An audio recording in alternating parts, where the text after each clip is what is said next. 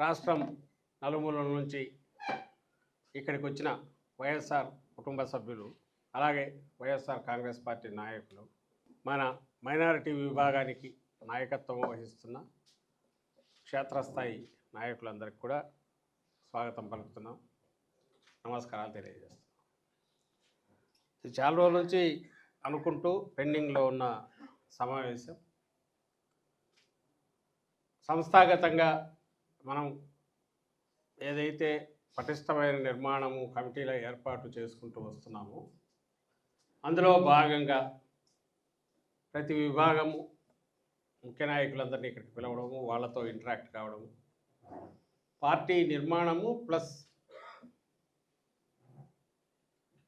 ఈ దుర్మార్గ ప్రభుత్వం అరాచకాలను కానీ వీటిని ఎండగట్టే కార్యక్రమం, అలాగే భవిష్యత్ కార్యాచరణ, దీని గురించి చర్చించుకుంటున్నాం. అందులో భాగంగానే ఈరోజు మైనారిటీ నాయకులంతా ఇక్కడికి వచ్చారు. మీరందరూ మైనారిటీ విభాగం నాయకులు, అలాగే ఎమ్మెల్సీలు, పార్టీ ప్రధాన నాయకత్వంలో కూడా ఉన్నవాళ్ళు ఉన్నారు. మైనారిటీ వర్గానికి చెందినందువల్ల మైనారిటీ మనోభావాలు తెలుసుకొని వాళ్ళకు సంబంధించిన సమస్యలను ఎట్లా పరిష్కరించాలనే విషయంలో ఎక్కువ చొరవ తీసుకునే వెసులుబాటు మీకున్నందువల్ల మైనారిటీ నాయకులు అన్నప్పటికీ వైఎస్ఆర్ కాంగ్రెస్ పార్టీ నాయకులుగా మొత్తం ఇంతకుముందు నదీం అన్నట్టు, అంతకుముందు మీరు అందరిని మాట్లాడుకున్నట్టు రాష్ట్రాన్ని ఎట్లా అభివృద్ధి పదంలోనో సంక్షేమ బాటలో నడిపించాలనే జగన్మోహన్ రెడ్డి గారి ఆలోచన క్రమము, దాని ఇంప్లిమెంటేషన్ తీసుకురావడానికి కానీ ఆయనతో కలిసి అడుగులు వేస్తున్న ముఖ్య నాయకులు మీరందరూ, పార్టీ నాయకులు, కేవలం మైనారిటీ నాయకులు కాదు. 2 ఏళ్ళు పూర్తయ్యే సమయానికి బహుశా మనమైతే ప్రతి సంవత్సరం మనం చేసిన ఏమేమనేది చెప్పుకోవడానికి నోట్లో గుర్తు రానంతగా జాబితా ఉండేది తీసుకుంటే. అవన్నీ చదివితే చిట్టా పెద్దదయ్యేది. ఇంటింటికి వెళ్ళి అడుగుతుంటే ఓ చిట్టాలాగా వచ్చేది. ఈరోజు ఒక్కటంటే ఒక్కటి చెప్పడానికి వాళ్ళకి ఏమన్నా ఉందా? 2 ఇయర్స్ పూర్తయిన సందర్భంగా నిజంగా ఎట్లుండాలా? వాడు ఎంత ఇదైనా సరే బహుశా 14, 15, 16 మధ్య కూడా ఇట్లుండేటేమో చంద్రబాబు నాయుడు. అంతకుముందు కూడా తన మొత్తం 40 ఏళ్ళలో 45 ఏళ్ళ రాజకీయ చరిత్ర గురించి ఆయన చెప్పుకునే ఘనమైన చరిత్రలో ఇప్పుడు అబద్ధాలు చెప్పాలన్నా కూడా ఏం చెప్పాలనో ఆయనకు అర్థం కావట్లా. అబద్ధాలు చెప్పాలన్నా ఏం అబద్ధం చెప్పాలనో అర్థం కావట్లా. దాంట్లో ఆయన ఎగ్జాస్ట్ అయ్యాడు. మనం మంచి గురించి చెప్పాలంటే మనకు ఎట్లయితే కుదిరేది కాదో జాబితా తీసుకుంటే, ఆయన అబద్ధాల్లో ఏం చెప్పాలనో కూడా ఆయనకు అర్థం కావట్లా. అందుకే ఏం చేస్తున్నాడు, ఒక నెల రోజులు మనం పత్రికలు మీరు తిరిగేసి చూడండి, 1-2 నెలల్లో ఒక్కటంటే ఒక్కటి కూడా మా ప్రభుత్వం ఇదిగో ఇది చేసింది అని చెప్పేవి ఏమన్నా కనపడతాయా? చెప్తాడు మొత్తం చేసేసిందని చెప్తాడు, అంతే. నేను చేసేసి సూపర్ 6 పూర్తిగా, సూపర్ 7 పూర్తిగా అమలు చేశాను, రాసి పెట్టుకోండి అని అంటాడు. అంతే తప్ప ఇదిగో ఈ పథకం ఇంత చేశాను, ఈ పథకంకి ఇంత చేశాను, ఇంతమంది బెనిఫిట్ అయ్యారు, ఇంత ఇది చేశారు, ఎక్కడా లేదు. ఒక్కటి రాదు. ఏమొస్తున్నాయంటే మొత్తం మొదలైతే లాస్ట్ ఇయర్ అంతా లడ్డు వివాదం, నెయ్యి అని చెప్పి ఆఖరికి తనే ఆ నెయ్యిలో పడినాడు. ఎప్పుడైతే హెరిటేజీ, ఇందాపూర్ డైరీ సంబంధము, దీని వెనక ఇంత కుట్ర ఉందా, నీ సిండికేట్ తెచ్చుకోవడానికే నువ్వు ఇంత ఘోరమైన దీనికి పాల్పడినావా అని క్వశ్చన్ రావడంతో అక్కడి నుంచి ఎట్లా వెనక్కు తగ్గాలని కింద మీద పడి రిట్రీట్ కావడం మొదలుపెట్టాడు. ఇంకా ఆ తర్వాత ఏమేమో వస్తున్నాయి. మీరు రాజారెడ్డి రాజ్యాంగం అంటాడు, ఇంకోటి అంటాడు, పెద్ద దస్తగిరి అంటాడు, మళ్ళీ ఆ నుంచి జంప్ చేశాడు 5 రోజుల్లో. ఆ రాజారెడ్డి గారి హయాం నుంచి అన్నీ తీసుకొని పాతవన్నీ ఎక్కడెక్కడో సమాధుల్లోంచి వాళ్ళని తీసుకొచ్చి కూర్చోబెట్టి అయినా సరే వరుసపెట్టి కొట్టిస్తూ వచ్చాడు. వాళ్ళు ఎవరో కూడా తెలియని వాళ్ళు బయటకు వస్తారు, వాళ్ళు ఇష్టం. ఆ దశ అయిపోయింది. అక్కడి నుంచి ఇప్పుడు ఆఖరికి వచ్చేసరికి గొడ్డలి పార్టీ అనే ఒకటి తీసుకొని ఒకటి ఎత్తుకొని బయలుదేరినాడు. గొడ్డలి పార్టీనే, గొడ్డలే జగన్మోహన్ రెడ్డి గారు గొడ్డలి, పరశురాముడి గొడ్డలి ఎవరికి? చంద్రబాబు నాయుడు నాటి చంద్రబాబు నాయుడు లాంటి దుర్మార్గులకు లేదా అరాచక శక్తులకు అలాంటి రాజకీయాలు చేసే వాళ్ళ పాలిట పొలిటికల్గా జగన్మోహన్ రెడ్డి గారు గండ్రగొడ్డలి పరశురాముడి గొడ్డలి ఆ భయమే తనను ఇవి మాట్లాడిస్తుంది. దాని నుంచి వచ్చిందే ఇది. ఈ ప్రాసెస్లో ఒక్కటే డైలాగు ముఖ్యమంత్రి చంద్రబాబు దగ్గర నుంచి మిగిలిన వాళ్ళ వరకు వరుసపెట్టి అది గొడ్డలి పార్టీ గొడ్డలి పార్టీ గొడ్డలి పార్టీ గొడ్డలి పార్టీ. ఎస్ నీకు గొడ్డలి ఓకే. కానీ నేను అడిగేది ఏంటంటే ఒక ముఖ్యమంత్రిగా ఒక రాజకీయ పార్టీ హెడ్గా నీ అనుభవాలు అవన్నీ పక్కకు తోసి ఒక ప్రధాన ప్రతిపక్షము లేదా 2 ఏళ్ల క్రితం వరకు ముఖ్యమంత్రిగా ఉన్న నాయకుడి గురించి ఒక పార్టీ గారి గురించి 40% ఓట్లు సంపాదించిన ఒక రాజకీయ పార్టీ గురించి నువ్వు రాజ్యాంగం ప్రకారము నువ్వు ఒక పార్టీని నడుపుతుంటే ఇట్లా మాట్లాడడం అంటే అందులో నువ్వు అధికారంలో ఉండి నువ్వేదో అధికారంలో లేకుండా ఎక్కడో అడవుల్లో ఉండో లేకపోతే ఇంకో రకం నీ నోటికొచ్చేట్టు ఏమన్నా పోయొచ్చు, ఏమన్నా అరవచ్చు, దానికి వాల్యూ ఉండదు. రోడ్డు మీద వాడు బట్టలు ఇప్పుకుని ఎగిరి తిరిగేవాడు ఏం మాట్లాడితే ఏముంటుంది దానికి? నువ్వు సమాజంలో ఉన్నాననుకుంటే నువ్వు దానికి సంబంధించిన దీన్ని పాటించాలని ఎక్స్పెక్ట్ చేస్తాం. నియమాలు కానీ నిబంధనలు కానీ సంప్రదాయాలు కానీ.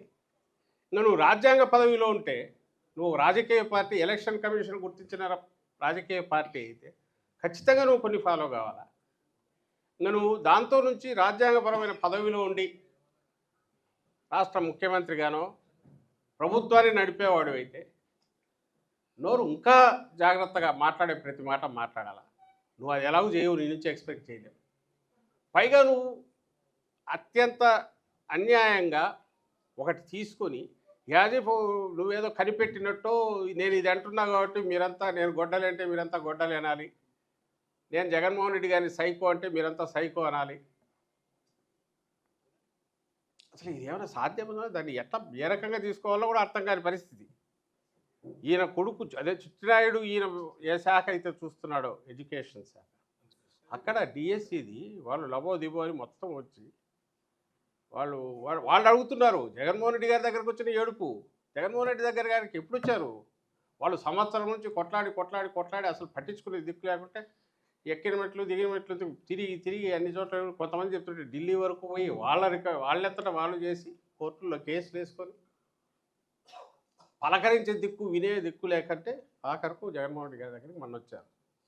రాజకీయం చేయాలంటే వైఎస్ఆర్సీపీ అప్పటి నుంచే మొదలుపెట్టేది, లాస్ట్ ఇయర్ ఎగ్జామ్ అయినప్పటి నుంచే మొదలుపెట్టేది. ఎందుకు చేయలేదు అంటే దానికి సంబంధించిన బాధ ఏదనేది వాళ్ళకు తెలిసారు, వాళ్ళు వచ్చారు. వైఎస్ఆర్సీపీ ప్రతి దాంట్లో ఇదిగా వెతకడం కాకుండా గవర్నమెంట్లో ఉన్న వాళ్ళు చూసుకుంటారు లేని మనం ఇంతకాలం వెయిట్ చేసాం. ఈరోజు వచ్చారు, వస్తే ఇప్పుడు దానికి మళ్ళీ అదేదో ఇదైనట్టు అధికారంలో పెట్టి ఇప్పుడు 2 సార్లు 3 సార్లు ముఖ్యమంత్రి దీని మీద సంజాయిషీయుడు, సంబంధిత మంత్రి రష్యాలో కూర్చుంటాడు, అధికారంలో రోజు కూర్చోబెడుతున్నారు. వాళ్ళు బలిపేసులు అవుతారు, వాళ్ళు పోతారు ఫస్ట్, వాళ్ళతో చెప్పిస్తున్నారు అబద్ధాలని. ఇతను ఎందుకు బాధ్యత వహించాడు దానికి? ఈ సమయంలో ఇక్కడ ఉండాలి, మాట్లాడాల్సిన సమయంలో అసలు అడ్డగోలుగా ఆ పోస్టులు రిక్రూట్ చేశారని, దానిలన్నింటినీ అమ్ముకున్నారని క్రీడల కోటా పేరుతో దానికి లోతుకు పోవాల్సిన అవసరం లేదు. ఎక్కడ తడివినా ఆధారాలతో సహా మొహం చరిచినట్టు కళ్ళ ముందు ఆధారాలతో ఉన్నాయి. మన వాళ్ళే చెప్పారు, రియల్ క్వాలిఫైడ్ వాళ్ళు పక్కకు పోయి క్వాలిఫికేషన్తో సంబంధం లేకుండా ఎవరికి వాళ్ళ సర్టిఫికేట్ ఇచ్చుకుంటే అవే అప్లోడ్ చేసి నేరుగా అక్కడ శాప్ నుంచి వస్తుంది, వీళ్ళు ఇక్కడ ఇచ్చేశారు పోస్టులు. ఎవరైతే మెరిట్ ప్రకారం వచ్చినారో వాళ్ళని తోసేశారు. ఏమంటే హారిజాంటల్ అనేది దానికి ఏదో పేరు ఒకటి పెడతారు, అది కాంప్లికేటెడ్, దానికి ఆన్సర్ ఇవ్వాల్సింది ఏదో. ఈ హారిజాంటల్ రిజర్వేషన్ దీని కింద మన హయాంలో కూడా చేశాం. ఒక్కటంటే ఒక పొరపాటు జరగలే.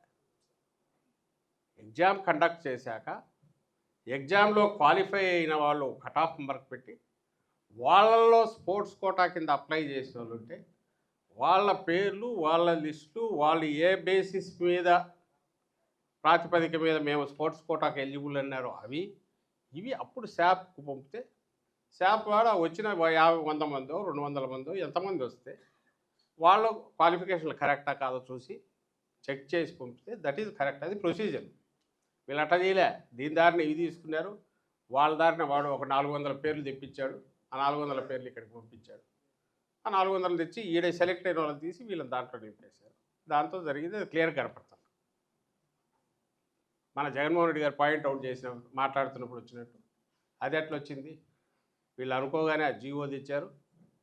దీనికి టెట్తో సంబంధంలా, బీఈడీతో సంబంధంలా, డిఈడితో సంబంధంలా, టీటీసీతో సంబంధంలా డైరెక్ట్ వాళ్ళు రావచ్చు, తీసుకోవచ్చు. వాళ్ళకు సంబంధించినంత వరకు పార్టిసిపేషన్ ఉంటే సరిపోతుంది. ఈ పని అయిపోగానే మళ్ళీ ఆ జీవో మార్చి మామూలుగా తెచ్చేశారు. ఇంకా అంతకంటే స్కామ్ ఏం కావాలా? వేరే స్కామ్ లక్షణాలు ఏమేమి, రోగ లక్షణాలు ఏమేమి ఉంటాయో ఇంత క్రూడ్గా కనపడతా అంటే అయినా సరే ఆన్సర్ ఇచ్చే దిక్కు లేదు. ఆన్సర్ ఇవ్వట్లే ఇంతవరకు. ఇప్పుడు అందులో భాగంగానే ఇప్పుడు ఎస్ఐఆర్ వస్తుంది ఇమీడియట్ ఇది. అండ్ దీంట్లో మిగిలిన వాళ్లకు ఇది ఉంటుంది, మనకున్న పేర్లలో అంటే ఆ చిన్నపాటి ఇదైనా కూడా ఒక్కసారి ఓటు పోతే మళ్ళీ పెట్టడం కష్టం. కాబట్టి సహజంగా వల్నరబుల్ అంటే కొంచెం ఇందుకు అవకాశం, ఓట్లకు సంబంధించి పరీక్షలు ఎదుర్కొనే అవకాశం మైనారిటీ వర్గానికి ఉంటుంది. కాబట్టి మీరు ఆ విషయంలో ఎక్కువ చొరవతో పార్టీ తరఫు నుంచి ఈ ఎస్ఐఆర్ సందర్భంగా ఫస్ట్ అప్రమత్తంగా ఉండడం. ఎందుకంటే ఎవరిబడి నోస్ మైనారిటీ పక్కన ఉంటారంటే జగన్మోహన్ రెడ్డి గారి పక్కన ఉంటారు, వైఎస్ఆర్సీపీ పక్కన ఉంటారు. మెజారిటీ అనేది అందరికి తెలిసినప్పుడు చంద్రబాబు నాయుడు గారు లాంటి దుష్ట ఆలోచనలు ఉన్నవాడు ఫస్ట్ అవి ఎట్లా తప్పించాలనే దాని మీద దృష్టి పెడతారు. ఇప్పుడు తను ఇంకా దానికంటే ఎక్కువ డెస్పరేట్గా ఉన్నాడు. ఎందుకున్నాడంటే తెలుస్తాను ఇది ఫైనల్ దీనికి వచ్చాడు, ఇంకా కొడుకు రావాలి, కొడుకుని తీసుకొచ్చి పెట్టాలి. ఈయన ఇంతకంటే ఇంకా లాగడం కూడా కష్టం ఏజ్ రీత్యా. ఆయనకు అంటే ఛాన్స్ ఇస్తే 100 ఏళ్ల వరకు కూడా తను ఉండాలనుకోవచ్చు, కానీ కొడుకు ఆయన తొందరపడతానంటున్నాడు ఆయన. అది దట్స్ వాట్ బయట వినపడేది. అది వాళ్ళ ఇంటర్నల్ అఫైర్, మనకు అనవసరం. సో ఏ దీని రీత్యా అయినా ఈసారి ఇంకా డేంజరు. ప్లస్ ఎలాగూ రాదనుకున్నాడో, చేయాల్సిన అవసరం లేదనుకున్నాడో, కానీ 2 ఏళ్లలోనే 5 ఏళ్ళది అయిపోయింది. ఈరోజు ఎలక్షన్ పెట్టినా కూడా తను తట్టాపుట్ట సర్దుకొని పోవాలా అనేది చంద్రబాబు నాయుడు గారు స్పష్టంగా తెలుసు అనే విషయం అందరికీ తెలుసు. మళ్ళీ ఒకటే ఇంక 3 ఏళ్ళు ఉన్నాయి కదా ఎన్నికలనే దాంట్లో తను ఆ భరోసాతో, ఆ ధీమాతో ఉన్నాడు తప్ప అదర్వైజ్ హీ నోస్ ఎలా ఉంది. ఈ పరిస్థితిలో సహజంగానే ఎట్లా ఓట్లు తీసేయాలి, ఎవరైతే జగన్మోహన్ రెడ్డి గారి వైపు ఉంటారో వాళ్ళవి ఫస్ట్ తీసేయడానికి తను అన్ని రకాల ప్రయత్నాలు చేస్తాడు. ఎస్ఐఆర్ అనేది అందుకు కొంత ఎక్కువ అవకాశం ఇస్తుంది. ఎందుకంటే దాంట్లో దాన్ని ఏమంటారు, వాళ్ళు చూసే పద్ధతి 2002 చూసినప్పుడు, 2002 అంటే 24 ఏళ్ల తర్వాత చాలా మార్పులు జరిగాయి. ఓట్లు ఉండకపోవచ్చు, లింక్ ఉండదు, మూవ్ అయి ఉంటారు. అండ్ ప్రత్యర్థులు వాళ్ళేమో ఎట్లా తీసేయాలనే దాంట్లో వాడు రెడీగా ఉన్నాడు. ఎట్లా ఉంచాలనే ప్రయత్నం మొదలు పెడితే పోవు, ఎట్లా తీయాలనే దాంట్లో మొదలు పెట్టి ఆ పని చేసే వాళ్ళంతా కూడా ఈ చంద్రబాబు నాయుడు గారి కింద ఉన్నప్పుడు మనం చాలా అలర్ట్గా ఉండాలి. ఆ బాధ్యతను ఎక్కువ ఫస్ట్ తీసుకుందాం. ఈ నెలన్నర దీనికి ఉండే విండో మీ అందరికీ ఇప్పుడు మీటింగ్లో మీరు పార్టిసిపేట్ చేసింటారు, జరుగుతున్నాయి కాబట్టి మనం ఫోకస్తో పెడుతున్నది దీన్ని. సో బిఎల్ఏలు యాక్టివ్గా పనిచేయడం, బిఎల్ఏస్ మీ ఎక్కడైతే మైనారిటీ వర్గాలు ఉన్న చోటంతా మరింత చొరవతో బిఎల్ఏస్తో కలిసి ముందుకు పోవడం, అక్కడ మన వాళ్ళు ఉంటే వాళ్ళను అలర్ట్ చేయడం, అలాగే అవుట్ సైడ్ ఉండి మైగ్రేట్ అయ్యి మళ్ళీ వచ్చే ఓటర్ ఉంటే వాళ్ళని తెప్పించి వాళ్ళ డాక్యుమెంటరీ ఇవన్నీ పెట్టడం, ఈ 1, 2, 3 స్టెప్స్ ఏవైతే ఉన్నాయో కంప్లీట్ ఫాలో అయ్యి ఈ 15 నుంచి మొదలై నెక్స్ట్ మంత్ వరకు ఉండే దాంట్లో పూర్తి చురుగ్గా ఇది ఒకరు చెప్పారు లేదంటే మనం దాంట్లో లేము అని కాకుండా మన ఇంట్లో బాధ్యత అన్నట్టు మీరందరూ చేయాలనేది నా కోరిక, నా విజ్ఞప్తి. అది జగన్మోహన్ రెడ్డి గారి సూచన, మీకు అదే పనిగా చెప్పమన్నారు. మీతో కూర్చున్నప్పుడు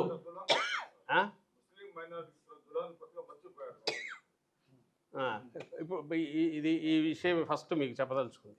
సెకండ్, ఇది అయిపోయినాక ఎన్యూమరేషన్ ఫామ్స్ ఇచ్చాక ఉన్నది కూడా అబ్జెక్షన్స్ అండ్ క్లెయిమ్స్కి పేరుకు 2 నెలలు ఉంటుంది, కానీ అందులో అబ్జెక్షన్స్కి కానీ క్లెయిమ్స్కి కానీ ఇవ్వగలిగేది మనం 1 నెల రోజులు మాత్రమే టైం ఉంటుంది. ఆ తర్వాతదంతా రిజల్యూషన్కు వాటి ఇచ్చిన బేసిస్ మీద వాడు ఇచ్చే దీనికి ఉంటుంది. అంటే మనకు 2 మంత్సే టైం ఉండేది. ఇట్ స్టార్ట్స్ విత్ ఈ జూన్ 15th నుంచి జూలై ఆగస్టుకు పేరు డేట్ అది, కానీ ఇవ్వడానికి వెనక్కు మనం జూన్ జూలై ఆగస్టు 15th దాటితే వాడు అదేది డ్రాఫ్ట్ లిస్ట్ వేస్తే ఇంకా ఆ తర్వాత ఏమున్నా మనం పెట్టింగ్ కొట్టుకుంటారు అలా మనం వాళ్ళ చుట్టూ ఆఫీసుల చుట్టూ తిరగాల. సహజంగా ఓటర్ అంత ఓపికగా ఎక్కడ తిరుగుతాడో వాళ్ళ పనులన్నీ వదులుకొని మనం వాటిని ఫాలో అప్ చేయడం ఆ కష్టం కంటే ఇప్పుడు అలర్ట్గా ఉండడం అనేది మోర్ సుఖము, ఈజీగా చేయ పని, బాధ్యత, అవసరము, అవేర్నెస్ క్రియేట్ చేయడం. ఇందులో నా రిక్వెస్ట్, చాలామందికి అంత చైతన్యం ఉండకపోవచ్చు కానీ చిన్న చిన్న గ్రూప్ మీటింగ్లు పెట్టడం, అలాగే ఈ అవేర్నెస్ క్రియేట్ చేయడం, మసీదుల దగ్గరికి పోయి అక్కడ పోయి మాట్లాడడం, ఆ రిలీజియస్ వాళ్ళతో కూర్చొని వాళ్ళతో మాట్లాడించి వాళ్ళ నుంచి పంపించడము, బ్రీఫ్గా స్టెప్స్ పెట్టి, అంటే ఇన్నోవేటివ్గా ఆలోచించండి. నేనేదో ఊరికే జస్ట్ మనం మూస పద్ధతిలో పోవడం కాకుండా బిఎల్ఎల్ పెట్టారులే వాళ్ళు చూసుకుంటారని కాకుండా ఇవన్నీ కూడా చేయగలిగితే మ్యాక్సిమం మనం ఇంటాక్ట్ ఉంచుకోవచ్చు. వాళ్ళ చంద్రబాబు దెబ్బ పడకుండా ఓట్లను కాపాడవచ్చు. అది వాళ్ళ హక్కు. మనకు వేస్తారా లేదా తర్వాత సంగతి. వేస్తారు కాబట్టి అతను నరుకుతాడనేది తెలుసు. ఆ ఓట్లను నరికే ప్రయత్నం చేస్తాడు. మన బాధ్యత ఏంటంటే ఓటర్గా వాళ్ళ హక్కు, వాళ్ళ బాధ్యత కాపాడడం. ఎందుకంటే ఒక్కసారి ఇది మిస్ అయితే మళ్ళీ పెట్టించుకోవడం కష్టం.